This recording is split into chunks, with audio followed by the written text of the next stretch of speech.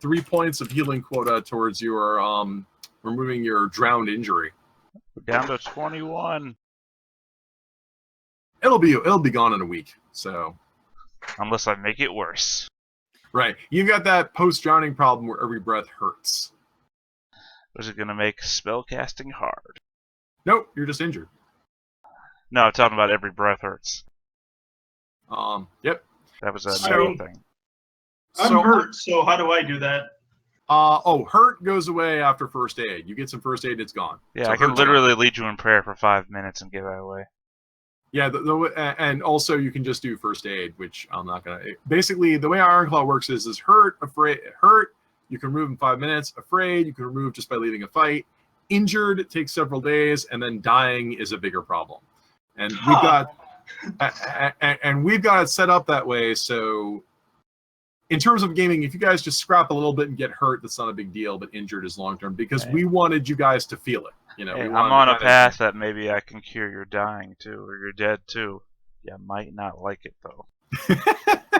Dude, I'm Very just scared and afraid. Donovan's the only one who comes out unscathed in this. Hey, my goal in life is to become a master assassin. If I have to be dead to be that, I'm still cool with it.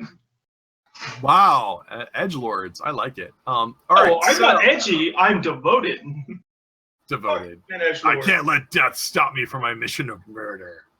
So I'm thinking this is probably a good place to wrap up because this is going to expand quite a bit because we're going to you do have you've become a person of interest. This would have been so great. The guy to fill my motto because the guy almost lost sight of me, and then he just managed to just slip up and get me. But if he just instantly died, that would have been my motto. Right. And I also, that's one reason why I like the attack and counter system because it's kind of like he's sitting there. Normally, you could have just like ignored him. If this was like a different kind of fight, you could have ignored him because when he's afraid, he can't attack. But you had to take him out because he was a guard. So there's that face off.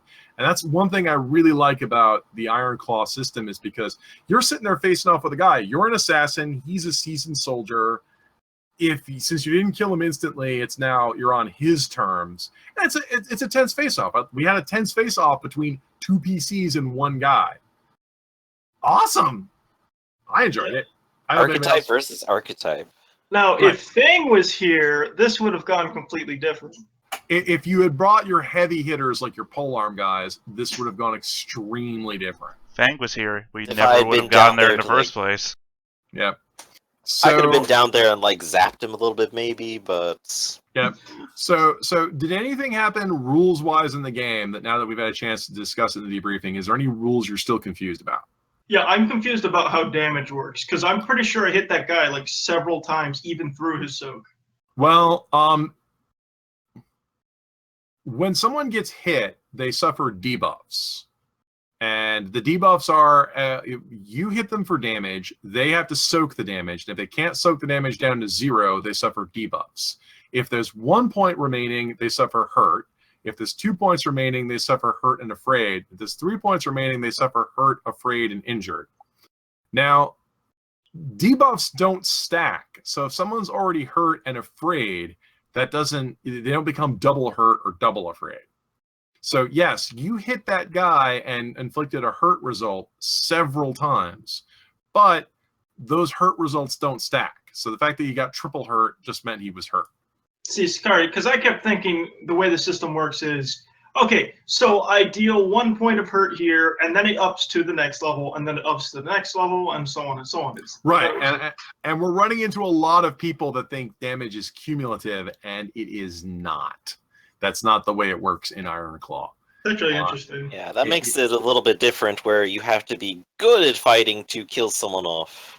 Well, it means that it does solve. I think the game doesn't have a death by 1,000 cuts. If you keep using tiny weapons against people who have real armor, it's harder to break through to that next level, which a lot of people are not used to because a lot of games are, if he has 100 hits and I do 3 points per hit, I just need to hit the guy 40 times and he'll eventually die, right? Because that's how hit points work. I mean, that's how real injuries work, right? You just poke a guy 1,000 times, he just falls over dead, right? So, I mean, there's pros and cons to both approaches. The pro is you have to get a really good whammy to kill somebody. The bad news is players who aren't inflicting a lot of damage get a little frustrated because I keep hitting him and I'm not getting any new results. Why is he not dying? Yeah, And that's what I've done. Right, and that is that's something we address in later games. It's a side effect of the system. If people don't like it, we could have a long debate with Theta here because we've tried other systems in other games. Theta loves this system, but I realize it's very divisive. But that's definitely true. For me, it's not a discouragement. It's not a natural discouragement that makes me want to quit the system. It's a encouragement to make me want to improve my character way more into being able to re-stealth during combat. Right. I mean, you have such a huge growth because you can get skulking, which allows you to stealth during combat.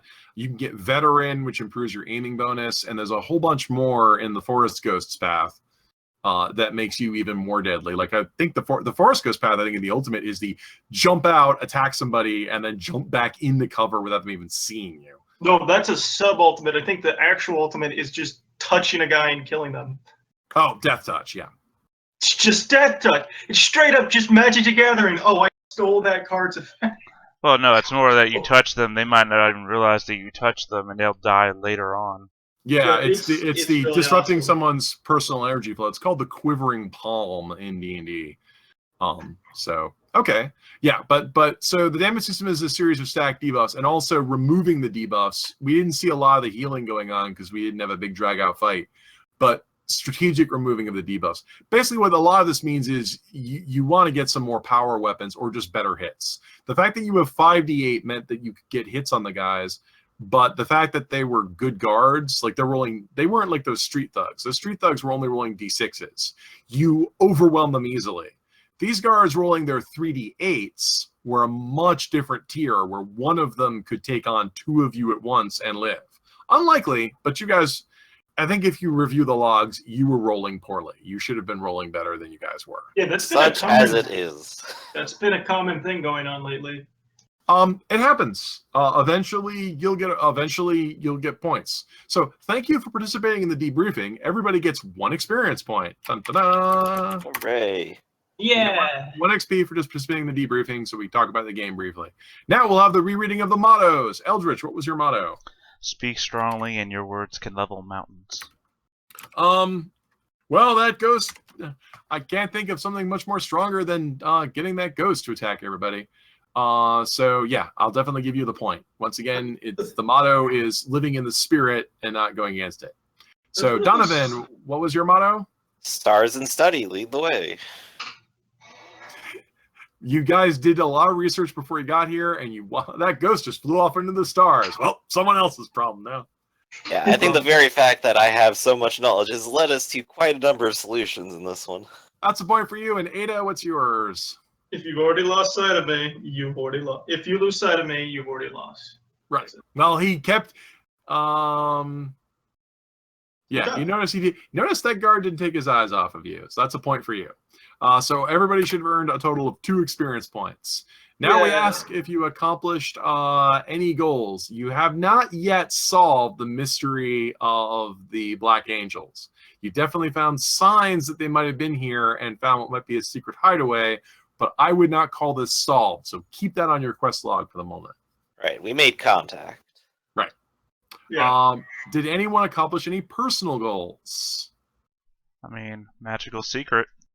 I think you did discover a magical secret because you discovered a place of necromancy and elementalism. So I'm going to go ahead and definitely give you now, do you what are your careers again? Well, technically, my only career is almoner. Oh. Necromancy has no career attached to it. Okay, since you did a lot of book research on this one to find this place and did a lot of reading up on it, I'm going to go ahead and give you the gift of research. Doubling down on that. Right. Oh, yeah. So if you... Oh, wait, do you already have research? Okay. No. I mean, that's what Donovan got last time. Yeah, but I mean, literally, you guys did a lot of research on this place and found out a lot about the city. No, so. I understand. Makes sense. So, and it's a common one. I think it's one of the prerequisites for Dabbler, isn't it? Dabbler. Yeah, I don't think you're going to cross train it. Dabbler's from Book of Mysteries. Yeah. Literally, Yeah. I'm in that book right now because I was trying to see if the penitent stuff gave me ability to get rid of injured. Yeah, and also, people ask, why there's no necromancer career. Well, all the careers in the book are supposed to be jobs. So when someone asks you, what is it that you do? And you say, I'm a necromancer. Well, I mean, technically, you could say what's that thing where you speak to dead people? Medium? Yeah, I'm a medium. That's also illegal, but you could I think, say seer. Yeah, I think seer and medium. Actually, I don't forget is medium in book. Well, so many books. Okay, so definitely there. And of course, once again, if you want to sell stuff back, you get 5 experience points for selling stuff back. Oh hell yeah! You know I'm going deep. I'm getting rid of that local area knowledge and that research, and I'm going to pick up some new dark shit. Ruin y'all's day with ghosts. Yeah, but we can discuss what dark shit you're buying next. But I think this is a good place to wrap it up. So I want to thank everybody who came by to listen. Thanks, everybody. If anybody wants to complain about our architecture or anything like that, you can do about that in the comments. And I think when this posts, that sale link will still be good. Yay! If you're reading this in the far time shifted future where the sales link is not good. Thanks, everybody who was at Anthrocon. I will be at Con Bravo in a few weeks, if anyone's in Canada. So I'm looking forward to that. So that's all I have to hype. Thanks again for hosting. Always. Thanks again for running. All right. And cut. Are we out? Now. Yep.